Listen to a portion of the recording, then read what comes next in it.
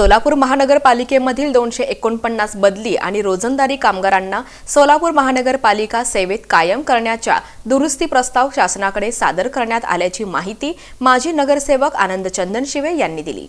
सोलापूर महानगरपालिकेतील बदली आणि रोजंदारी कर्मचाऱ्यांना सोलापूर महानगरपालिकेच्या सेवेत कायम करण्यासाठी राष्ट्रवादी काँग्रेस पक्षाचे महाराष्ट्र प्रदेश उपाध्यक्ष आनंद चंदनशिवे यांच्या विशेष प्रयत्नातून महाराष्ट्र शासनाकडे दुरुस्ती प्रस्ताव सोलापूर महानगरपालिकेने पाठवून दिल्याबद्दल सर्व बदली आणि रोजंदारी कामगारांच्या वतीने राष्ट्रवादी काँग्रेस पक्षाचे महाराष्ट्र प्रदेश उपाध्यक्ष आनंद चंदनशिवे यांनी सोलापूर महानगरपालिका आयुक्त आणि उपायुक्त यांच्या कार्यालयामध्ये विस्तारित चर्चा केली। दुरुस्ती प्रस्ताव पाठवल्यानिमित्त सोलापूर महानगरपालिका आयुक्त तसंच उपायुक्त यांचे आभार मानले। तसंच राज्याचे मुख्यमंत्री देवेंद्र फडणवीस आणि उपमुख्यमंत्री अजित पवार, उपमुख्यमंत्री एकनाथ शिंदे यांच्या माध्यमातून सोलापूर महानगरपालिका बदली आणि रोजंदारी कर्मचाऱ्यांना सेवेत कायम करण्यासाठी निश्चितपणे प्रयत्न करणार आहोत, अशी माहिती राष्ट्रवादी काँग्रेस पक्षाचे महाराष्ट्र प्रदेश उपाध्यक्ष आनंद चंदनशिवे यांनी दिली।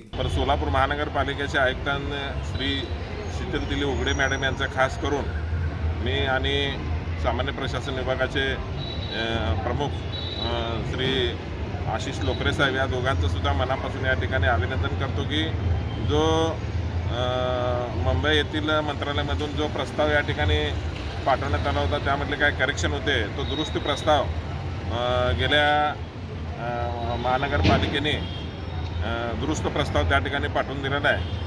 तो प्रस्ताव मान्य करून घेण्यासाठी माझे सहकारी नगरसेवक गणेश पुजारी यांनी श्री नगररचना विभागाचे वरिष्ठ अधिकारी आणि सोलापूरचे तत्कालीन जिल्हा अधिकारी गोविंदराज साहेब यांना भेटून की या लोकांना कायम करण्याचा विषय त्याबद्दल भेट घेतल्यानंतर त्यांनी सकारात्मक या ठिकाणी प्रतिसाद दिलेला आहे। या गोष्टीबद्दल सगळेजण सकारात्मक आहेत। यावेळी गौतम नागटिळक, अमर सोनकांबळे, बाळू शिंदे, नितीन शिरसाट, सिद्धार्थ दुपारगुडे, राजाराम लोखंडे, अजित वाघमोडे, नागनाथ आखाडे, अनिल तोरणे, शाहीर कांबळे, बीटी जाधव, अनिल खराटे आदींची उपस्थिती होती।